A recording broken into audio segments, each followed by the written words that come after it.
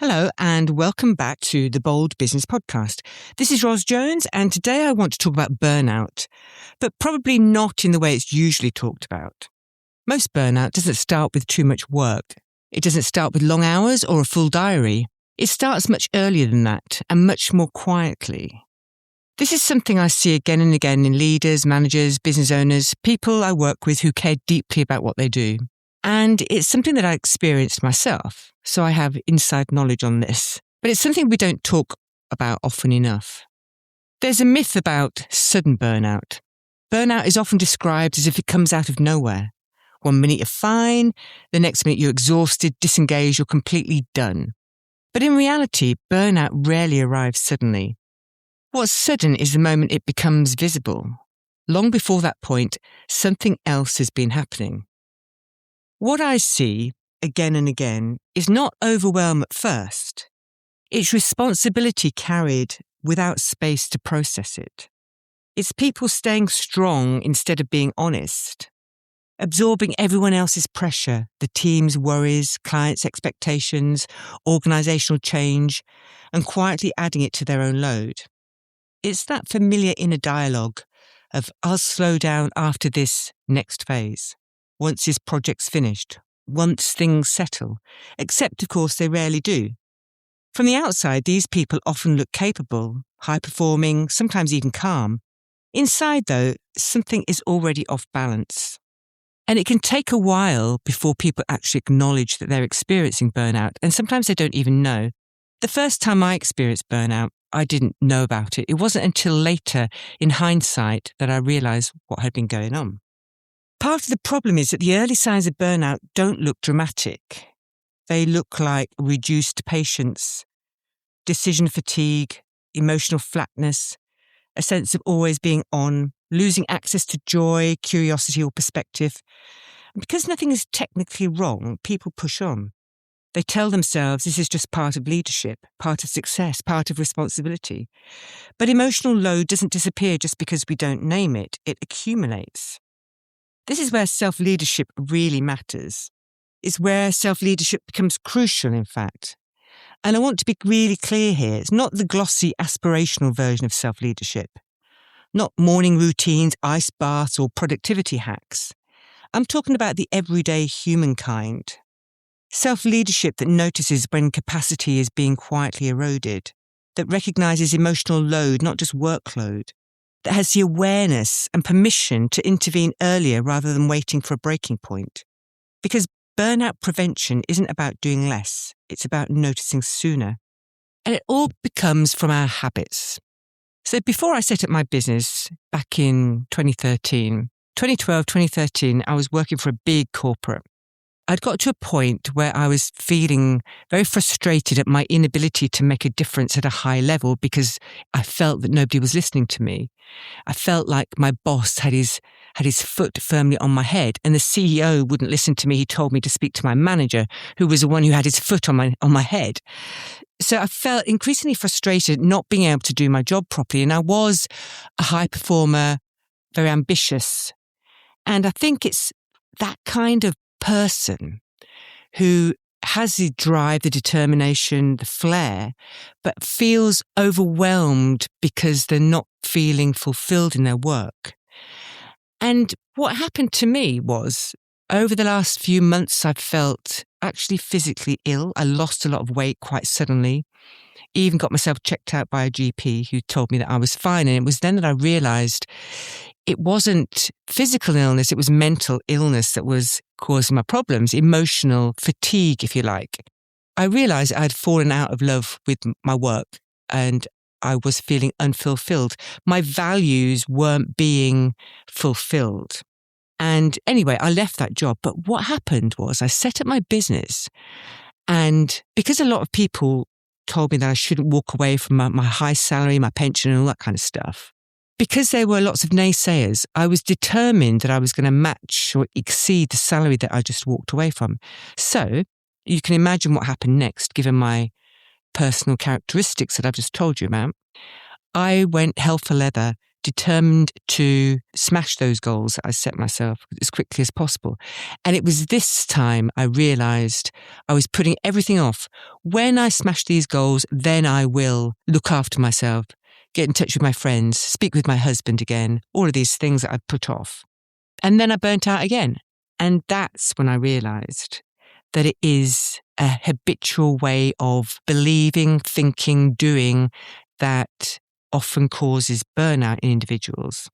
So we need to break that habit. And this is what self-leadership is all about. It's reframing our beliefs. It's raising our self-awareness and digging into our thoughts, our beliefs, our actions, and then making gentle, quiet shifts to break those habits. One of the most powerful shifts I see in people is this, moving from asking, how much more can I carry, just to prove that you are this immensely strong person, to asking, what am I carrying that I haven't processed? That question alone creates space. It brings compassion into the picture. And self-compassion is one of the habits, if you like, that people prone to experiencing burnout often don't share with themselves. It brings compassion into the picture, and it reminds us that leadership isn't just about output. It's about judgment, relationships, and presence, all of which are compromised long before someone's burnt out. And this matters at an organisational level too. When organisations support this kind of leadership, they don't just protect well-being. They protect decision quality, relationships, trust, long-term performance. Burnout isn't just a personal issue, it's a systemic one. And addressing it early doesn't lower standards or ambition. In fact, it often preserves them. But if an organisation wants to retain its key talent, wants to keep them motivated and part of the team to push forward, it needs to support them. So, as you're listening to this, I'll gently invite you to reflect, not on whether you're burnt out, but on whether anything feels slightly off balance. Are there pressures you've normalised that are quietly draining you? Are you carrying responsibility without space to process it? Have you been telling yourself you'll slow down after the next phase for a while now? No judgment, just noticing, because noticing is often the first act of leadership. And when we've considered it for ourselves, maybe we need to look around at our team and those around us who are working with us. Have you noticed any of those signs? Because burnout rarely comes out of nowhere. It builds quietly in small, invisible ways over time. It can take a couple of years. The earlier we're willing to notice that build-up, the more choice we have in how we respond. This feels to me like a conversation we don't have enough. And if we're really passionate about looking after our people, as organisations often say they are, let's not wait until somebody's on their knees before we point them in the direction of the mental health first aider who can give them contact details of counsellors. Let's take some action now and do the things that prevent burnout happening in the first place. And this is about recognising deep self-awareness, recognising the type of people we are. What beliefs, what daily habits are we doing that are making us prone to going the direction of burnout? There are apparently 12 stages of burnout. This is developed by Herbert Freudenberger with Gail North. I'll share them with you and see if any of them resonate. And you'll see, I hope, that the final position of burnout is when somebody really can't be bothered to get out of bed. They just have no energy, no inclination to do anything more. A little journey to get to that point, but we don't want to get to that point. So often the first stage is what we call compulsive ambition. People who are high performers, they have to prove themselves. That's their personal mantra. I must prove myself. Start working harder. I must do more. If I do more, I'll achieve more. I'll be success. I'll be recognised. And then they start neglecting their needs. I don't have time for that. I resonate with all of these things because this is exactly the path that I took when I set up my business. And a lot of people in business, because it's our baby, we're determined to make this success. So we are driven to work on it, regardless of everything else that we have going on in our lives. People may ask us how we're doing, and we say, nothing's wrong. That's stage 4. Or we might decide to revise our values and say, this is more important than that. I need time alone. So withdrawal, I need time alone. Or people express concern. They say, I'm fine, stop worrying. And then the next stage is depersonalization. I just need to make it through today. It's getting through the day, not living for the day. And then sense of emptiness. I don't feel much anymore. And maybe they're anesthetizing themselves with substance misuse. And then they get to the depression stage where nothing really matters. And then the final stage of burnout is where I can't go on. So I don't know if any of those 12 stages resonate with you, but I think it's time that we started talking about this subject rather than waiting, as I said before, people are on their knees. They'll either leave or they need to have extended time off to recover from their illness, because it is an illness.